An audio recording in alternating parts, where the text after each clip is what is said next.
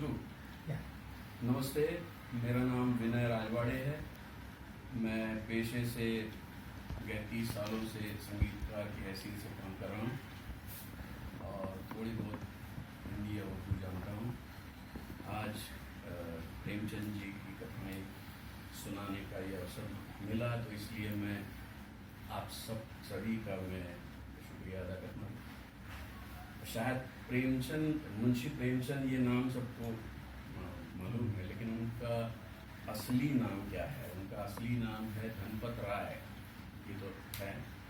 और ये near about 1936, मेरे ख्याल से 1936 में गुजर गए। तो इनकी सारी कथाएं जो हम लोग पढ़ते हैं या सुनते हैं वो कितनी पुरानी हैं ये आप सोच सकते हैं। तो मैं एक उनकी बहुत फेमस ऐसी एक कथा है जिसका नाम है नमक का दारोगा। मेरे ख्याल से आराम से नहीं इट्स ओके।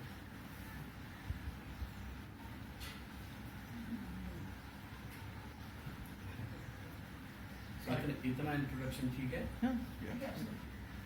तो नमक का दारोगा में शुरू करता हूँ। और माफ़ कीजिए, मैं मेरे चश्मे भूल गया हूँ, तो इसलिए मैं हो सकता है कोई गलती कर बैठूँ, तो आप बड़े दिल वाले हैं, आप माफ़ करेंगे। जब नमक का नया विभाग बना और ईश्वर प्रदत्त वस्तु के व्यवहार करने का निषेध हो गया, तो लोग चोरी छिपे इसका व्यापार करने लगे। अनेक प्रकार के छल प्रपंचों का सूत्रपात हुआ। कोई घूस से काम निकालता था, कोई चालाकी से। अधिकारियों के पौ 12 थे। पटवारीगिरी का सर्वसम्मानित पद छोड़ छोड़कर लोग इस विभाग की बरकंदाजी करते थे। इसके दारोगा पद के लिए तो वकीलों का भी जी ललचाता था। ये वो समय था जब अंग्रेजी शिक्षा और ईसाई मत को लोग एक ही वस्तु समझते थे। फारसी का प्राबल्य था। प्रेम की कथाएं और श्रृंगार रस के काव्य पढ़ पढ़कर फारसीदां लोग सर्वोच्च पद पर नियुक्त हो जाया करते थे। मुंशी वंशीधर भी जुलेखा की विरह कथा समाप्त करके मजनू और फरहाद के प्रेम वृत्तांत को नल और नील की लड़ाई और अमेरिका के आविष्कार से अधिक महत्व की बातें समझते हुए रोजगार की खोज में निकले। उनके पिता एक अनुभवी पुरुष थे। समझाने लगे, बेटा, घर की दुर्दशा देख रहे हो, ऋण के बोझ से दबे हुए हैं, लड़कियां हैं, वे घास फूस की तरह बढ़ती चली जाती हैं। मैं कगारे पर का वृक्ष हो रहा हूँ, न मालूम कब गिर पड़ूं। अब तुम ही घर के मालिक मुख्तार हो। नौकरी में ओहदे की ओर ध्यान मत देना, ये तो पीर का मज़ार है। निगाह चढ़ावे और चादर पर रखनी चाहिए। ऐसा काम ढूंढना जहाँ ऊपरी आय हो। मासिक वेतन तो पूर्ण मासी का चांद है, जो एक दिन दिखाई देता है और घटते घटते लुप्त हो जाता है। ऊपरी आय बहता हुआ स्रोत है, जिससे सदैव प्यास बुझती है। वेतन मनुष्य देता है, इसी से उसमें वृद्धि नहीं होती। ऊपरी आमदनी ईश्वर देता है, इसी से उसकी बरकत होती है। तुम स्वयं विद्वान हो, तुम्हें क्या समझाऊं। इस विषय में विवेक की बड़ी आवश्यकता है। मनुष्य को देखो, उसकी आवश्यकता को देखो और अवसर को देखो, उसके उपरांत जो उचित समझो करो। गरज वाले आदमी के साथ कठोरता करने में लाभ ही लाभ है, लेकिन बेगरज को दांव पर पाना जरा कठिन है। इन बातों को निकाल मान लो, यही मेरी जन्म भर की कमाई है। इस उपदेश के बाद पिताजी ने आशीर्वाद दिया। वंशीधर आज्ञाकारी पुत्र थे। ये बातें ध्यान से सुनी और तब घर से चल खड़े हुए। इस विस्तृत संसार में उनके लिए धैर्य अपना मित्र, बुद्धि अपनी पथ प्रदर्शक और आत्मावलंबन ही अपना सहायक था। लेकिन अच्छे शकुन से चले थे, जाते ही जाते नमक विभाग के दारोगा पद पर प्रतिष्ठित हो गए। वेतन अच्छा और ऊपरी आय का तो ठिकाना ही न था। वृद्ध मुंशी जी को सुखद संवाद मिला तो फूले न समाए। महाजन कुछ नरम पड़े, कलवार की आशालता लहलहाई और पड़ोसियों के हृदय में शूल उठने लगे। जाड़े के दिन थे और रात का समय। नमक के सिपाही चौकीदार नशे में मस्त थे। मुंशी वंशीधर को यहाँ आए अभी 6 महीनों से अधिक न हुए थे, लेकिन इसी थोड़े समय में ही उन्होंने अपनी कार्यकुशलता और उत्तम आचार से अफसरों को मोहित कर लिया था। अफसर लोग उन पर बहुत विश्वास करने लगे। नमक के दफ्तर से 1 मील पूर्व की ओर जमुना बहती थी। उस पर नावों का एक पुल बना हुआ था। दारोगा जी किवाड़ बंद करके मीठी नींद सो रहे थे। अचानक आंख खुली तो नदी के प्रवाह की जगह गाड़ियों के गड़गड़ाहट तथा मल्लाहों का कोलाहल सुनाई दिया। उठ बैठे। इतनी रात गए गाड़ियां क्यों नदी के पास जाती हैं? अवश्य कुछ न कुछ गोलमाल है। तर्क ने भ्रम को पुष्ट कर दिया। वर्दी पहनी, तमंचा जेब में रखा और बात की बात में घोड़ा बढ़ाए हुए पुल पर आ पहुंचे। गाड़ियों की एक लंबी कतार पुल के पार जाती दिखी। डांट कर पूछा, किसकी गाड़ियां हैं? थोड़ी देर तक सन्नाटा रहा। आदमियों में कुछ कानाफूसी हुई। तब आगे वाले ने कहा, पंडित अलोपीदीन की। कौन पंडित अलोपीदीन? दातागंज के। मुंशी वंशीधर चौंके। पंडित अलोपीदीन इस इलाके के सबसे प्रतिष्ठित जमींदार थे। लाखों रुपए का लेन देन करते थे। इधर छोटे से बड़े कौन ऐसे थे जो उनके ऋणी न हो। व्यापार भी बड़ा लंबा चौड़ा था। बड़े चलते पुर्जे आदमी थे। अंग्रेज अफसर उनके इलाके में शिकार खेलने आते और उनके मेहमान होते।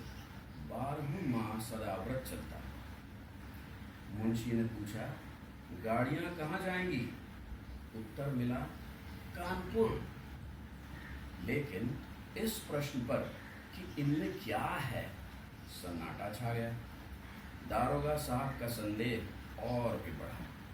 कुछ देर तक उत्तर की बाट देखकर वो जोर से बोले, क्या तुम सब गूंगे हो गए हो? हम पूछते हैं इनमें क्या लदा है? जब इस बार भी कोई उत्तर नहीं मिला तो उन्होंने घोड़े को एक गाड़ी से मिलाकर बोरे को टटोला। भ्रम दूर हो गया। ये नमक के ढेले थे। पंडित अलोपीदीन अपने सजीले रथ पर सवार कुछ सोते कुछ जागते चले आते थे। अचानक कई गाड़ीवानों ने घबराए हुए आकर जगाया और बोले, महाराज, दारोगा ने गाड़ियां रोक दी हैं और घाट पर खड़े आपको बुलाए हैं। पंडित अलोपीदीन का लक्ष्मी जी पर अखंड विश्वास था। वो कहा करते थे कि संसार का तो कहना ही क्या, स्वर्ग में भी लक्ष्मी का ही राज है। उनका कहना यथार्थ ही था। न्याय और नीति सब लक्ष्मी के ही खिलौने हैं। इन्हें वो जैसे चाहती हैं न चाहती हैं। लेटे लेटे गर्व से बोले, चलो हम आते हैं। ये कहकर पंडित जी ने बड़ी निश्चिंतता से पान के बीड़े लगाकर खाए। फिर लिहाफ ओढ़े दारोगा के पास आकर बोले, बाबूजी आशीर्वाद, कहिए हमसे ऐसा कौन सा अपराध हुआ कि गाड़ियां रोक दी गई? हम ब्राह्मणों पर तो आपकी कृपा दृष्टि रहनी चाहिए।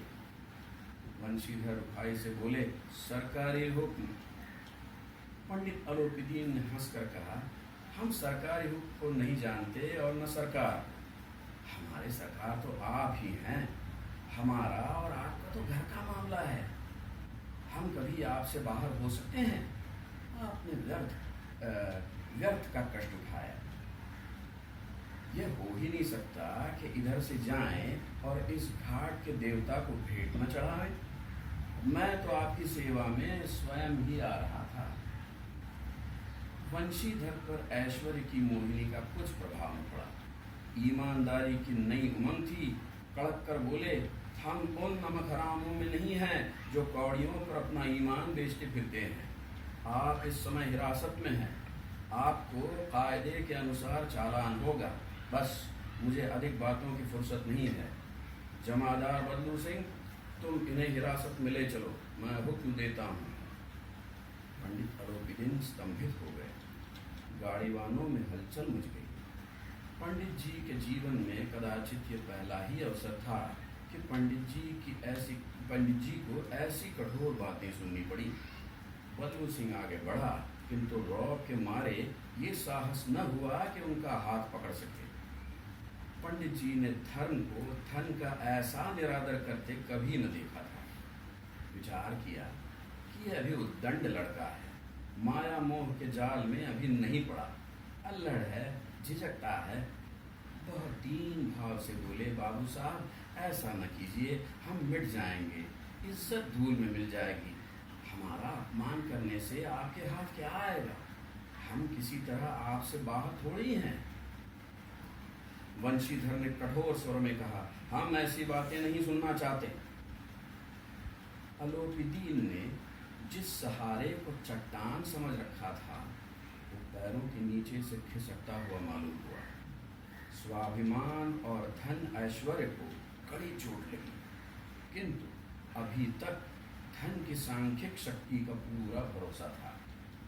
अपने मुख्तार से बोले, लाला जी 1000 के नोट बाबू साहब को भेंट करो, आप इस समय भूखे सींग हो रहे हैं। वंशीधर ने गर्म होकर कहा, 1000 नहीं 1,00,000 भी मुझे सच्चे मार्ग से नहीं हटा सकते। धर्म की इस बुद्धिहीन दृढ़ता और देव दुर्लभ त्याग पर मन बहुत झुंझलाया। अब दोनों शक्तियों में संग्राम होने लगा। धन ने उछल उछल कर आक्रमण करने शुरू किए। 1 से 5, 5 से 10, 10 से 15, 15 से 20,000 तक नौबत पहुंच गई। किंतु धर्म अलौकिक वीरता के साथ बहुसंख्यक सेना के सम्मुख अकेला पर्वत की भांति अटल अविचलित खड़ा था। अलोपीदीन निराश होकर बोले, अब इससे अधिक मेरा साहस नहीं, आगे आपको अधिकार है। वंशीधर ने अपने जमादार को ललकारा, बदलू सिंह।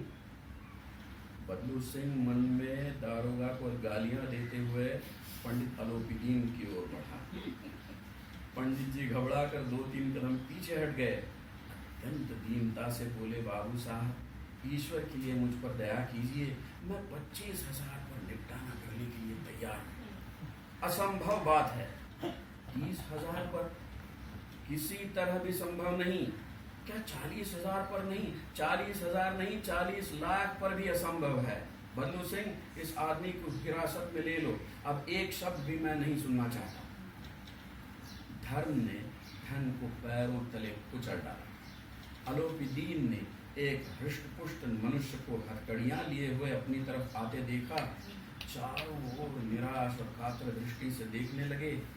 इसके बाद मूर्छित होकर गिर पड़े। दुनिया सोती थी और दुनिया की जीव जागती थी। सवेरे देखिए तो बालक वृद्ध सबके मुंह में यही बात सुनाई देती थी। जिसे देखिए वही पंडित जी के इस व्यवहार पर टीका टिप्पणी कर रहा था। निंदा की बौछारें हो रही थीं, मानो संसार से अब पापी का पाप कट गया। पानी को दूध के नाम बेचने वाला ग्वाला, कल्पित रोज नामचे भरने वाले अधिकारी वर्ग, रेल में बिना टिकट सफर करने वाले बाबू लोग, जाली दस्तावेज बनाने वाले सेठ साहूकार, ये सब के सब देवताओं की भांति गर्दनें चला रहे थे। जब दूसरे दिन पंडित अलोपीदीन अभियुक्त होकर कांस्टेबलों के बीच हाथों में हथकड़ियां, हृदय में ग्लानि और क्षोभ भरे लज्जा से गर्दन झुकाए अदालत की तरफ चले तो सारे शहर में हलचल मच गई। मेलों में कदाचित आंखें इतनी व्यग्र न होती होंगी, भीड़ के मारे छत और दीवार में कोई भेद न रहा। किंतु अदालत पहुंचने की देर थी। पंडित अलोपीदीन इस अगाध वन के सिंह थे। अधिकारी वर्ग उनके भक्त, अमले उनके सेवक, वकील मुख्तार उनके आज्ञा पालक और अदरली चपरासी तथा चौकीदार तो उनके बिना मोल के गुलाम थे। उन्हें देखते ही लोग चारों तरफ से दौड़े। सभी लोग विस्मित हो रहे थे, इसलिए नहीं कि अलोपीदीन ने ये कर्म किया, बल्कि इसीलिए कि वो कानून के पंजे में कैसे आए। ऐसा मनुष्य जिसके पास असाध्य साधन करने वाला धन और अनन्य वाचालता हो, वो क्यों कानून के पंजे में आए। प्रत्येक मनुष्य उनसे सहानुभूति प्रकट करता था। बड़ी तत्परता से इस आक्रमण को रोकने के निमित्त वकीलों की एक सेना तैयार की गई। न्याय के मैदान में धर्म और धन में युद्ध ठन गया। वंशीधर चुपचाप खड़े थे। उनके पास सत्य के सिवा न कोई बल था, न स्पष्ट भाषण के अतिरिक्त कोई शस्त्र। गवाह थे, किंतु लोभ से डामाडोल। यहाँ तक कि मुंशी जी को न्याय भी अपनी ओर कुछ खींचा हुआ दिख पड़ता था। वो न्याय का दरबार था, परंतु उसके कर्मचारियों पर पक्षपात का नशा छाया हुआ था। किंतु पक्षपात और न्याय का क्या मेल। जहाँ पक्षपात हो वहाँ न्याय की कल्पना नहीं की जा सकती। मुकदमा शीघ्र ही समाप्त हो गया। डिप्टी मजिस्ट्रेट ने अपनी तजवीज़ में लिखा, पंडित अलोपीदीन के विरुद्ध दिए गए प्रमाण निर्मूल और भ्रमात्मक हैं। वो एक बड़े भारी आदमी हैं। ये बात कल्पना के बाहर है कि उन्होंने थोड़े लाभ के लिए ऐसा दुस्साहस किया हो। यद्यपि नमक के दारोगा मुंशी वंशीधर का अधिक दोष नहीं है, लेकिन बड़े खेद की बात है कि उसकी उद्दंडता और विचारहीनता के कारण एक भले मानुष को कष्ट झेलना पड़ा। हम प्रसन्न हैं कि वो अपने काम में सजग और सचेत रहता है, किंतु नमक के मुकदमे में बढ़ी हुई नमक हलाली ने उसके विवेक और बुद्धि को भ्रष्ट कर दिया। भविष्य में उसे होशियार रहना चाहिए। वकीलों ने यह फैसला सुना और उछल पड़े। पंडित अलोपीदीन मुस्कुराते हुए बाहर निकले। स्वजन बांधवों ने रुपए की लूट की। उदारता का सागर उमड़ पड़ा। उसकी लहरों ने अदालत की नींव तक हिला दी। जब वंशीधर बाहर निकले तो चारों ओर उनके ऊपर व्यंग बाणों की वर्षा होने लगी। चपरासियों ने झुक झुक कर सलाम किए, किंतु इस समय एक कटु वाक्य, एक एक संकेत उनकी गर्वाग्नि को प्रज्वलित कर रहा था। कदाचित इस मुकदमे में सफल होकर वह इस तरह अकड़ते हुए न चलते। आज उन्हें संसार का एक खेदजनक विचित्र अनुभव हुआ। न्याय और विद्वत्ता, लंबी चौड़ी उपाधियां, बड़ी बड़ी दाढ़ियां, ढीले चोंगे, एक भी सच्चे आदर का पात्र नहीं है। वंशीधर ने धन से बैर मोल लिया था। उसका मूल्य चुकाना अनिवार्य था। कठिनता से एक सप्ताह बीता होगा कि मुअत्तली का परवाना आ पहुंचा। कार्यपरायणता का दंड मिला। बेचारे भग्न हृदय शोक और खेद से व्यथित घर को चले। बूढ़े मुंशी जी को पहले से ही कुड़मुड़ा रहे थे कि चलते चलते इस लड़के को समझाया था, लेकिन इसने एक न सुनी। सब मनमानी करता है। हम तो कलवार और कसाई के तगादे से हैं। बुढ़ापे में भगत बनकर बैठे और वहाँ बस वही रूखी सूखी तनख्वाह। हमने भी तो नौकरी की है और कोई ओहदेदार भी नहीं थे, और काम भी किया, दिल खोल कर किया, और आप ईमानदार बनने चले हैं। घर में चाहे अंधेरा हो, मस्जिद में अवश्य दिया जलाएंगे। खेद ऐसी समझ पर पढ़ना लिखना सब अकारत गया। इसके थोड़े ही दिनों बाद जब मुंशी वंशधर इस दुरावस्था में घर पहुंचे और बूढ़े पिताजी ने समाचार सुना तो सिर पीट लिया। बोले, जी चाहता है कि तुम्हारा और अपना सिर फोड़ लूं। बहुत देर तक पछता पछता कर हाथ मलते रहे। क्रोध में कुछ कठोर बातें कहीं, और यदि वंशीधर वहां से टल न जाते तो अवश्य ही ये क्रोध विकट रूप धारण करता। वृद्ध माता को भी दुख हुआ। जगन्नाथ और रामेश्वर की यात्रा की कामनाएं जो मिट्टी में मिल गई। पत्नी ने तो कई दिनों तक सीधे मुंह बात तक नहीं की। इसी प्रकार एक सप्ताह बीत गया। सांझ का समय था। बूढ़े मुंशी जी बैठे बैठे राम नाम की माला जप रहे थे। इसी समय उनके द्वार पर सजा हुआ रथ आकर रुका। हरे और गुलाबी पर्दे, पछिए बैलों की जोड़ी, उनकी गर्दन में नीले धागे, सींगे पीतल से जड़ी हुई, कई नौकर लाठियां कंधों पर रखे साथ थे। मुंशी जी अगवानी को दौड़े तो देखा पंडित अलोपीदीन है। झुककर दंडवत की और लल्लो चप्पू की बातें करने लगे। हमारा भाग्य उदय हुआ जो आपके चरण इस द्वार पर आए। आप हमारे पूज्य देवता हैं, आपको कौन सा मुंह दिखावें, मुंह में काली जो लगी हुई है। किंतु क्या करें, लड़का अभागा कपूत है, नहीं तो आपसे क्या मुंह छिपाना पड़ता। ईश्वर निसंतान चाहे रखे पर ऐसी संतान ना दे। अलोपीदीन ने कहा, नहीं भाई साहब, ऐसा न कहिए। मुंशी जी ने चकित होकर कहा, ऐसी संतान को और क्या कहूँ। अलोपीदीन ने वात्सल्यपूर्ण स्वर में कहा, कुल तिलक और पुरखों की कीर्ति उज्जवल करने वाले संसार में ऐसे कितने धर्मपरायण मनुष्य हैं जो धर्म पर अपना सब कुछ अर्पण कर सकें। पंडित अलोपीदीन ने वंशीधर से कहा, दारोगा जी, इसे खुशामद न समझिए। खुशामद करने के लिए मुझे इतना कष्ट उठाने की जरूरत न थी। उस रात को आपने अपने अधिकार बल से अपनी हिरासत में लिया था, किंतु आज मैं स्वेच्छा से आपकी हिरासत में आया हूँ। मैंने हजारों रईस और अमीर आदमी देखे, हजारों उच्च पदाधिकारियों से काम पड़ा, किंतु परास्त किया तो आपने। मैंने सबको अपना और अपने धन का गुलाम बनाकर छोड़ दिया।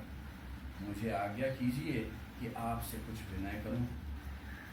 वंशीधर ने अलोपीदीन को आते देखा तो उठकर सत्कार किया, किंतु स्वाभिमान से समझ गए कि ये महाशय मुझे लज्जित करने और जलाने आए हैं। क्षमा प्रार्थना की चेष्टा नहीं की, वरन उन्हें अपने पिता की ये ठकुर सुहाती की बात असह्य सी प्रतीत हुई। पर पंडित जी की बातें सुनी तो मन की मैल मिट गई। पंडित जी की ओर उड़ती हुई दृष्टि से देखा, सद्भाव से लग रहा था। गर्व ने अब लज्जा के सामने सिर झुका दिया। शर्माते हुए बोले, ये आपकी उदारता है जो ऐसा कहते हैं। मुझसे जो कुछ अविनय हुई है उसे क्षमा कीजिए। मैं धर्म की बेड़ी में जकड़ा हुआ था, नहीं तो वैसे मैं आपका दास हूँ। जो आज्ञा होगी वो मेरे सिर माथे पर। अलोपीदीन ने विनीत भाव से कहा, नदी तट पर आपने मेरी प्रार्थना नहीं स्वीकार की थी, किंतु आज स्वीकार करनी पड़ेगी। वंशीधर बोले, मैं किस योग्य हूँ, किंतु जो कुछ सेवा मुझसे हो सकती है उसमें त्रुटि न होगी। अलोपीदीन ने एक स्टाम्प लगा हुआ पत्र निकाला और उसे वंशीधर के सामने रखकर बोले, इस पद को स्वीकार कीजिए और अपने हस्ताक्षर कर दीजिए। मैं ब्राह्मण हूँ, जब तक ये सवाल पूरा न कीजिएगा द्वार से न हटूंगा। मुंशी वंशीधर ने उस कागज को पढ़ा तो कृतज्ञता से आंखों में आंसू भर आए। पंडित अलोपीदीन ने उनको अपनी सारी जायदाद का स्थायी मैनेजर नियुक्त किया था। 6000 वार्षिक वेतन के अतिरिक्त रोजाना खर्च अलग, सवारी के लिए घोड़ा, रहने के लिए बंगला, नौकर चाकर मुफ्त। कंपित स्वर में बोले, पंडित जी, मुझ में इतना सामर्थ्य नहीं है कि आपकी उदारता की प्रशंसा कर सकूं, लेकिन ऐसे उच्च पद के लिए योग्य नहीं हूँ। अलोपीदीन हंसकर बोले, मुझे इस समय एक अयोग्य मनुष्य की ही जरूरत है। वंशीधर ने गंभीर भाव से कहा, यों मैं आपका दास हूँ। आप जैसे कीर्तिवान सज्जन पुरुष की सेवा करना मेरे लिए सौभाग्य की बात है, किंतु मुझमें न विद्या है, न बुद्धि, न वो स्वभाव जो इन त्रुटियों की पूर्ति कर देता है। मैं ऐसे महान कार्य के लिए बड़े मर्मज्ञ अनुभवी मनुष्य की जरूरत है। अलोपीदीन ने कलमदान से कलम निकाली और उसे वंशीधर के हाथ में देकर बोले, न मुझे विद्वत्ता की चाह है, न अनुभव की, न मर्मज्ञता की, न कार्यकुशलता की। इन गुणों के महत्व को खूब पा चुका हूँ। अब सौभाग्य और सुअवसर ने मुझे वो मोती दिया है जिसके सामने योग्यता और विद्वत्ता की चमक फीकी पड़ जाती है। यह कलम लीजिए, अधिक सोच विचार न कीजिए, दस्तखत कर दीजिए। परमात्मा से यही प्रार्थना है कि वो आपको सदैव वही नदी किनारे वाला बेमुरव्वत, उद्दंड, कठोर परंतु धर्मनिष्ठ दारोगा बनाए रखे। वंशीधर की आंखें डबडबाएं, हृदय के संकुचित पात्र में इतना एहसान न समा सका। एक बार फिर पंडित जी की ओर भक्ति और श्रद्धा की दृष्टि से देखा और कांपते हुए हाथ से मैनेजरी के कागज पर हस्ताक्षर कर दिए। अलोपीदीन ने प्रफुल्लित होकर उन्हें गले लगा लिया। धन्यवाद।